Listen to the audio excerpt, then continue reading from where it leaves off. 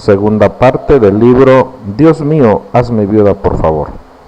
Y esta parte se llama Por mi culpa, por mi culpa, por mi grande culpa. El dolor absorbe todas nuestras energías y hasta que lo manejamos con éxito o ya no podemos soportarlo, somos capaces de andar por nuevos caminos, de volver a amarnos a nosotras mismas y a los demás.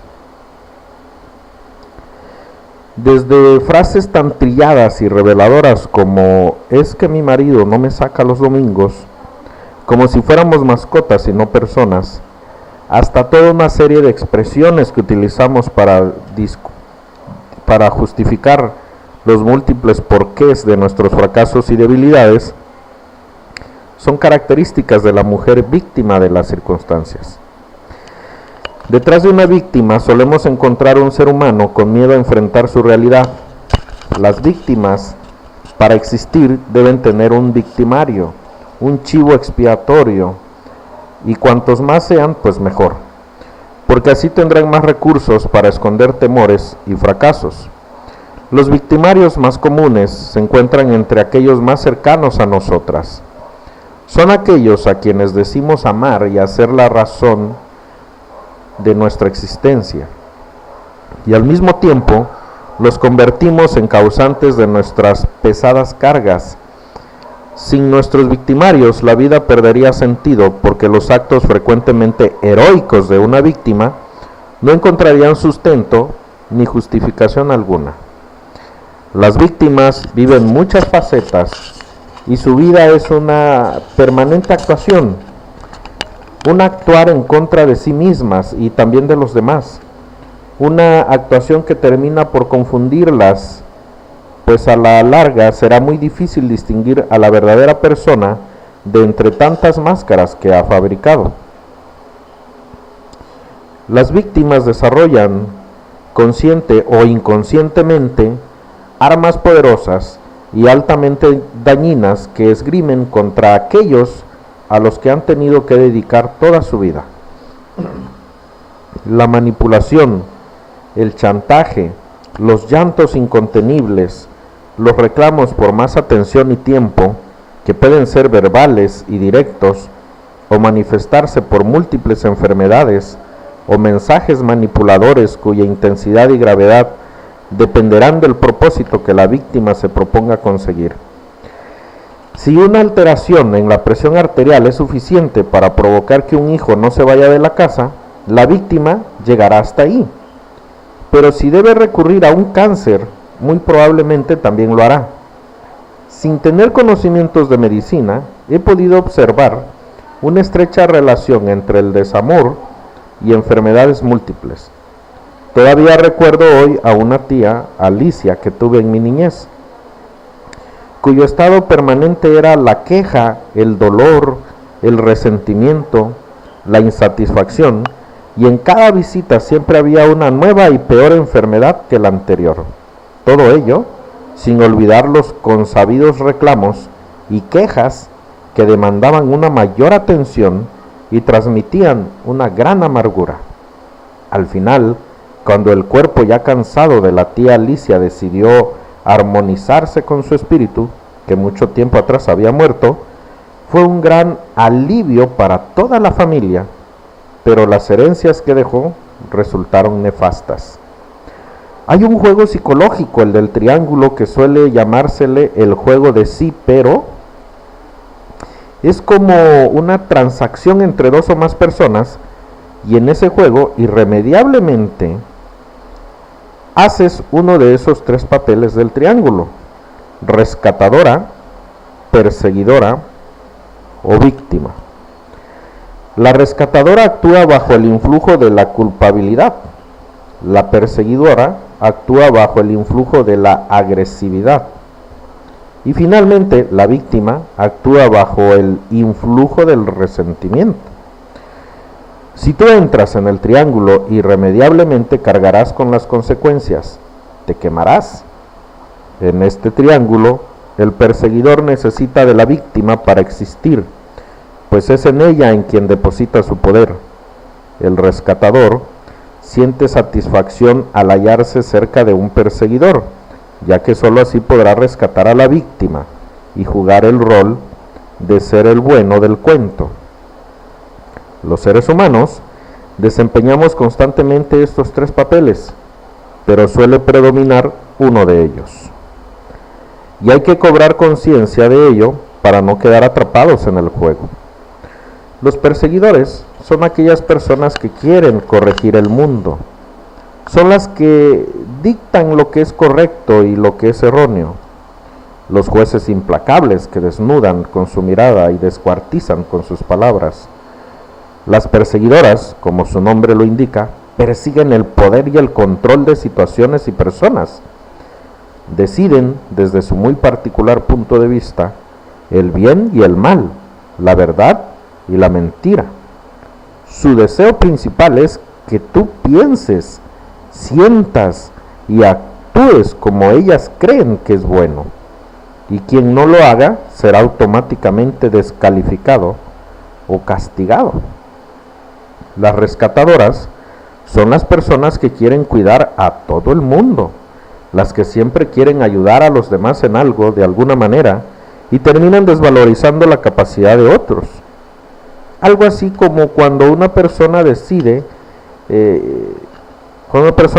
casarse con un alcohólico y ante las múltiples advertencias afirma: yo sí lo voy a cambiar.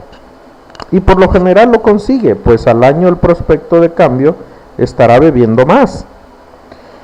Terminan generalmente por no darle a las víctimas oportunidad de progresar, pues si eso ocurriera no sabrían qué hacer. Son personas que se preguntan sin cesar: ¿cómo puedo ser útil en esta situación? ¿O qué podré hacer por esta persona? La rescatadora es una catedrática en la adjudicación de problemas ajenos, aunque generalmente no ve los propios o los abandona para resolver los de otros, ya que esto le resulta menos doloroso y comprometedor. Por eso, cuando alguien se siente recargado de conflictos, buscará una mujer rescatadora para aligerar su carga. Las víctimas son las personas que hacen de su vida una serie de incapacidades. Su vida es el resultado de las acciones de los demás y no logran asumir la responsabilidad de sus propios actos. Su vida la acompaña una enorme sábana para llorar y llorar, pues sin su dolor no vale la pena vivir. Generalmente se sienten impotentes. Una gorda como yo, ¿cómo puede lograr que alguien la ame? Con los padres que tengo, ¿cómo puedo triunfar? Por cierto que cuando los abogados cometen errores, encierran a sus clientes, pero cuando un médico se equivoca, entierra a sus pacientes. Algo así sucede cuando nos equivocamos en nuestro proceso de vida, nos enterramos. Las víctimas suelen ser chantajistas y cargan consigo un libro en donde contabilizan las deudas de los demás tienen para con ellas. Un signo característico de las víctimas es que suelen decir a casi todo que sí, aunque de inmediato canalizan su pesar en alguien, más por el compromiso que voluntariamente adquirieron, por todos esos favores que van a realizar y cuyo resultado será un mayor cansancio, una pérdida de tiempo e incluso de dinero. Es común que su interlocutor le cuestione a una víctima en torno a las razones que la hicieron aceptar algo aún en contra de su voluntad, y ésta, sin pensarlo siquiera, contestará: es que no podía negarme, imagínate lo que pensaría de mí si no le hago este favor. Al fin de cuentas, mi vida está consagrada a los demás y yo siempre estaré en el último lugar. O bien aquellas frases con olor a una equivocada santidad: con tal de que mis hijos y mi marido estén contentos, yo no importo nada. Con que ellos sean felices, basta. Bajo este contexto cuesta trabajo pensar en una víctima que no acuda a una o más personas para hacer notar sus profundos sacrificios y costos a favor de los demás. Quienes padecen el martirio de convivir con una víctima terminan, si son débiles de carácter, por vivir con eternos sentimientos de culpa por los males que le causaron, o bien la abandonan para siempre y regresan hasta el día de su muerte, no para acompañarla, sino para comprobar que ya se ha ido. Es frecuente también que los hijos de estas víctimas terminen llenos de miedos, jugando el papel que tanto odiaron y graduándose como expertos manipuladores y resentidos con la vida. Pero también hay quienes conscientemente representan este papel para situarse en una posición de comodidad temporal y conseguir prebendas a través del chantaje y manipulación a quienes se lo permiten. No son desdeñables los casos de mujeres que tienen conciencia de la infidelidad de su pareja y deciden soportarlo estoicamente a cambio de cobrárselo con regalos, viajes o caprichos. Total, señalan, la vida es así y me conviene hacerme la vista gorda, pero eso sí, le voy a cobrar bien caro. Los casos de las madres que no permiten a sus hijos cortarse el cordón umbilical y que a la menor señal de su independencia y crecimiento se enferman gravemente o sacan a relucir el libro de contabilidad, son todavía más numerosos. Los mismos suceden en las relaciones de pareja o amistad, porque ser víctimas ha sido un patrón cultural que desafortunadamente se ha enraizado en nuestros procesos educativos. Hay otros casos en donde se pone precio al sufrimiento y entonces, para quienes es posible hacerlo, se cobran gastando a diestra y siniestra para así llenar el vacío y apaciguar el dolor. Cada tarjetazo puede convertirse en un desquite, por cierto, bastante cómodo si es que tiene suficiente capacidad económica, o lo que es peor, en un problema adicional para la víctima que ahora deberá enfrentar deudas adicionales o reclamos por parte de los otros por haber gastado excesivamente, lo que sin duda fortalecerá el círculo perverso en que ya se encuentra atrapada. A la luz de la historia y las realidades actuales, muchos de los argumentos que se siguen multiplicando con un éxito inaudito son aquellos que culpan irremediablemente a otros de todas nuestras tragedias. Hay latinoamericanos que, sin reconciliarse con su pasado, siguen acusando a la colonia española y la religión católica de los retrasos que 500 años más tarde siguen enfrentando. Otros más los atribuyen al imperio yanqui y también abundan aquellos que acusan y se avergüenzan de los indígenas que, según ellos, marcaron para siempre la desgracia de nuestros pueblos. En los tiempos actuales, los culpables suelen ser los gobernantes, los medios de comunicación y las presiones de carácter social. Al final, para la víctima no existe la posibilidad de mirar hacia adentro ni de influenciar su entorno, porque su único horizonte y débil punto de apoyo radica en los otros, en los demás, mas no en sí misma.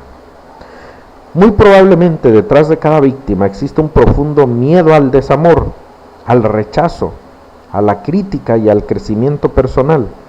Un miedo a la construcción de la felicidad, al ejercicio de la libertad y evidentemente a la responsabilidad. Un miedo a vivir con plenitud e intensidad.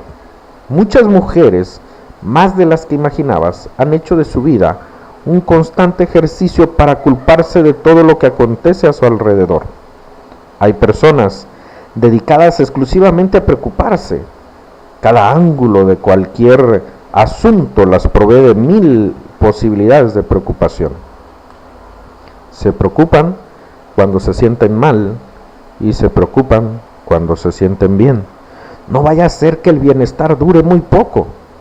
Sin eso no pueden vivir. El contenido de la preocupación es menos importante que el hecho de preocuparse. Las personas adictas a la tristeza y al sufrimiento rechazan todo aquello que les puede traer alegría.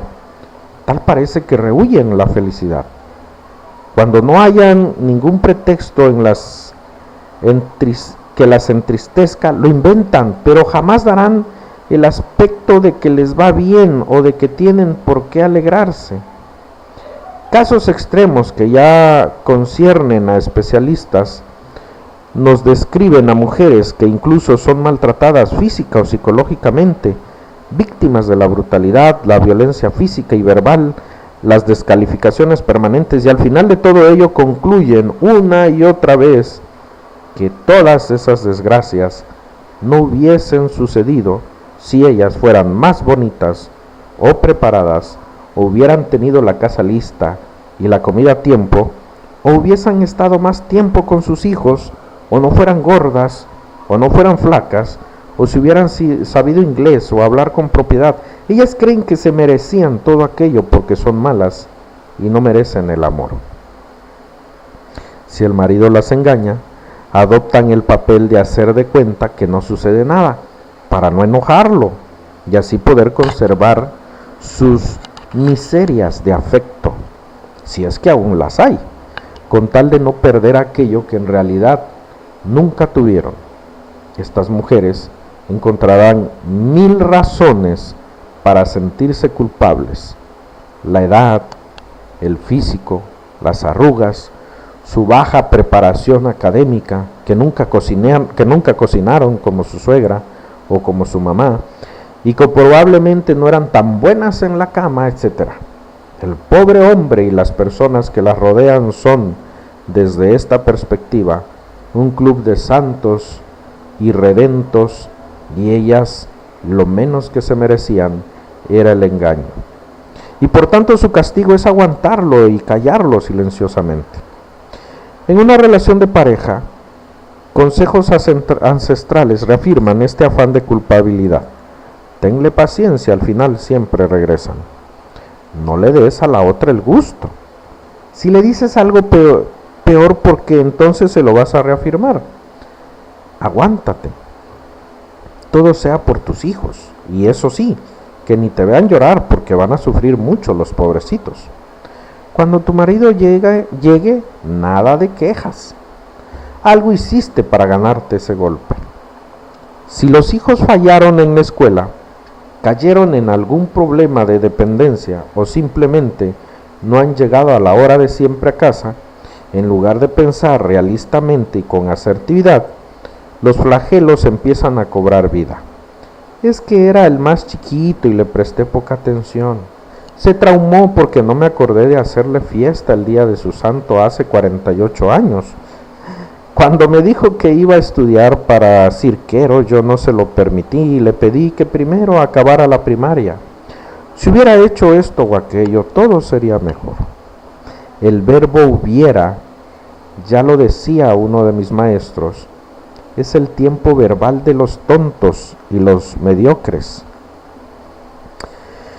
La afición por sentirse culpable es tal que hay mujeres que para conciliar el sueño deben estar suficientemente preocupadas. Y si no lo consiguen, acuden al televisor para aterrarse con los noticieros o le piden a quien las acompaña que les cuente algo terrible para dormir tranquilas. O aquellas otras que le dicen a otras mujeres o a quienes se crucen su camino: ¿tienes algún problema? Pues libérate de él, porque yo me lo llevo, yo me lo cargo. Y ahí va la sufrida mujer con un costal de piedras cargando en la espalda y cumpliendo con su misión de arrastrar la vida en lugar de vivirla. En algunas reuniones de mujeres se concursa por la mayor aflicción.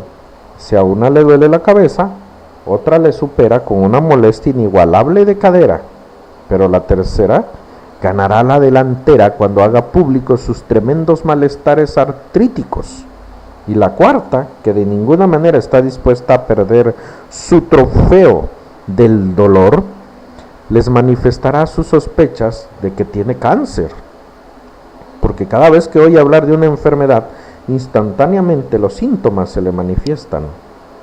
Los concursos suelen ser variados, desde la peor muchacha de servicio hasta el más desgraciado y malévolo de los maridos, pues sin ese padecer tan profundo, la vida no tendría sentido. Estas mujeres ven como sospechosas e incluso acusan de insensibles y frívolas a aquellas otras que son optimistas y que viven la vida con un espíritu de alegría. Se convierten en descalificadoras profesionales y son severas con aquellas mujeres que responden por su vida. a sus pesadas cargas suman más resentimientos. Aguantan largas jornadas tomando café con su grupo de pobrecitas amigas, empeñadas en destrozar a los demás.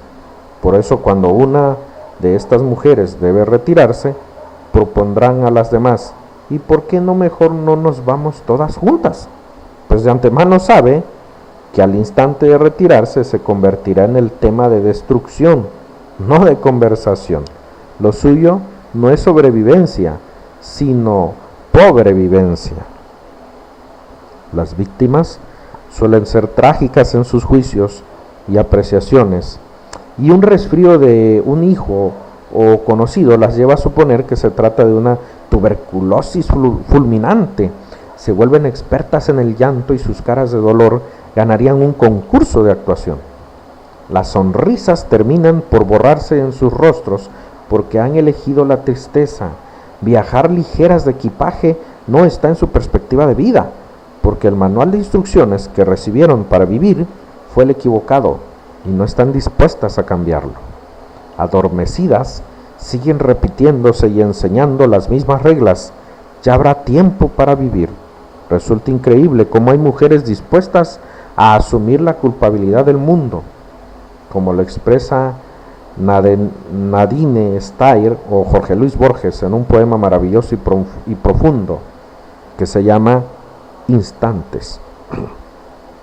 Si pudiera vivir nuevamente mi vida, en la próxima trataría de cometer más errores. No intentaría ser tan perfecto, me relajaría más, sería más tonto de lo que he sido. De hecho, tomaría muy pocas cosas con seriedad.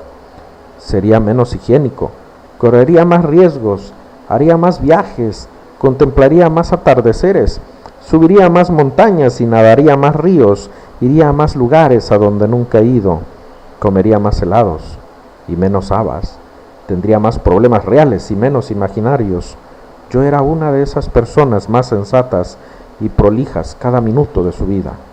Claro que tuve menos alegría, pero si pudiera volver atrás, trataría de tener solamente buenos momentos. Pero si no lo saben, de eso está hecha la vida, solo de momentos. No te pierdas el ahora.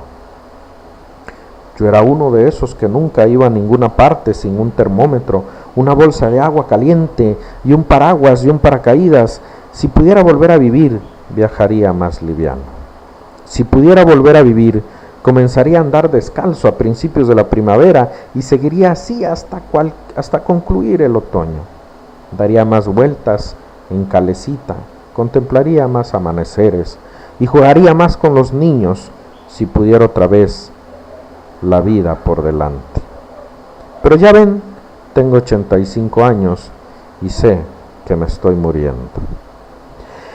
Es común también que cuando los hijos fallan, las recriminaciones sean mayores para la mujer, ya que lo que se plantea como su tarea más importante ha fracasado. Tus hijos son así porque los consentías o porque nunca los corregiste. En contraste, cuando los resultados son positivos, escuchamos sentencias tales como: ese es mi hijo, igualito a su padre, de tal palo, tal astilla, hijo de tigre, pintito, entre otras muchas. No quiero decir con todo esto que no exista responsabilidad de nosotras hacia quienes amamos y nos rodean. Dice Patti Vidal en su ponencia Alas y Raíces que hemos sido seres extraños, que no hacemos historia, hacemos hijos, los criamos, los educamos, les procuramos valores, les enseñamos un código ético y valores estéticos. Nuestro modo de ver y entender el mundo a través de tradiciones y raíces propias. Les decimos quiénes son y les damos amor, mucho amor, para que salgan al mundo a poner en práctica lo que les enseñamos.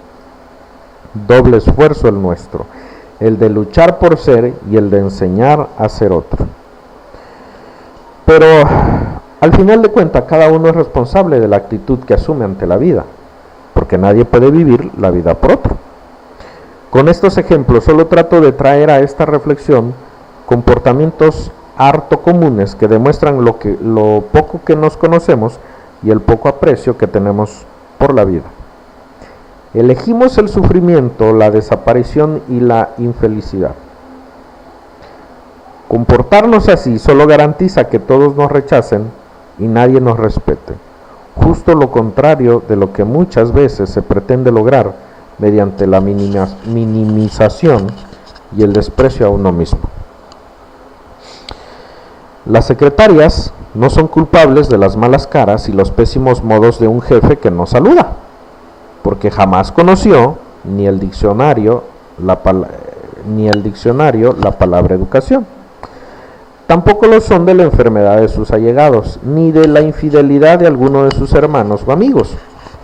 Claro que siempre existe la posibilidad de ayudar y hasta el deber de hacerlo. Pero una mujer culpable de todo pierde su capacidad de ser solidaria y subsidiaria. Su recreación más importante es el sufrimiento, y la autocompasión la hará terriblemente egoísta. Por eso en México, cuando en algunas regiones las mujeres afirman que cuando ya no les pegan es que ya no las quieren, están en lo cierto, porque quien habla así es una víctima, una mujer que no tiene conciencia de su valor y dignidad. Hay mujeres que viven permanentemente en una sala de espera y así esperan a crecer para hacer su primera comunión. Después esperan a tener sus 15 años y en algunas culturas y religiones a que inicie su periodo menstrual para poderse casar. Otras esperan a casarse, a tener hijos, a ser abuelitas y finalmente se sientan a esperar la muerte, con la que siempre convivieron muy de cerca. Estas mujeres habrán de esperar otra vida para empezar a vivirla. Moría por terminar el bachillerato y empezar la universidad. Y luego moría por terminar la universidad y empezar a trabajar. Y después me moría por casarme y tener hijos. Y más adelante me moría porque mis hijos crecieran lo bastante como para ir a la escuela, a fin de yo pudiese volver a mi trabajo. Y entonces me moría por retirarme.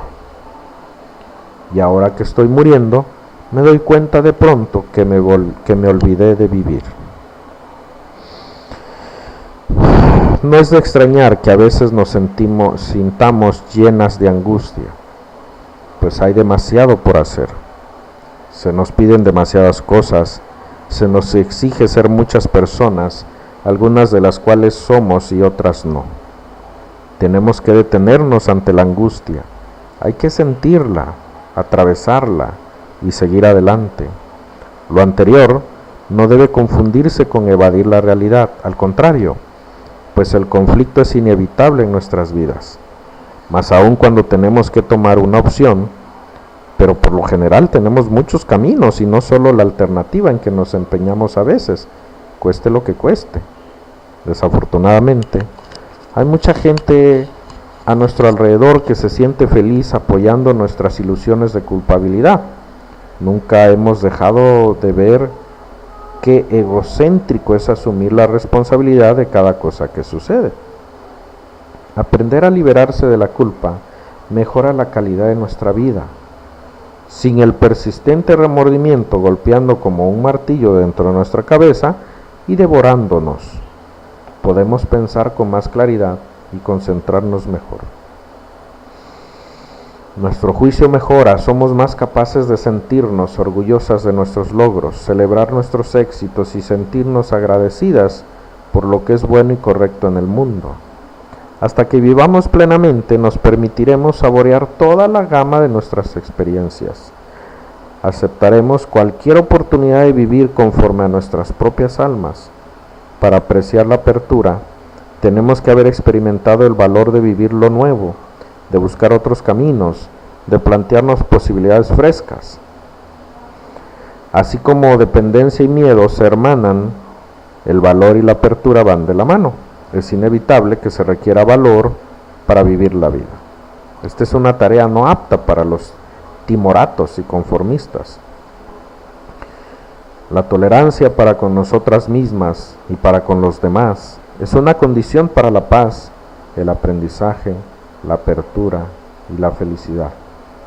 Solemos ser intolerantes porque así hemos sido educadas y construimos muros insalvables que nos limitan de la riqueza humana y de la capacidad para disfrutar la vida. Si alguien piensa distinto a nosotras, lo catalogamos como un ser humano que vive en el error, que no es digno de ser escuchado, y menos aún de merecer nuestra amistad. Somos expertas en etiquetar a los demás, y si se trata de otras mujeres, mejor todavía. A la que logra éxitos en lo laboral se le ve como una sospechosa. A la que viste distinto se le critica como inmadura. Si profesa otra religión, la descartamos de nuestra lista y lo que es peor, enseñamos a nuestros hijos que si alguien no es de nuestra clase, aunque nunca aclaramos lo que eso significa, está prohibido relacionarse con él. Factores que se creen superados en la vida cotidiana siguen siendo determinantes para muchos seres humanos.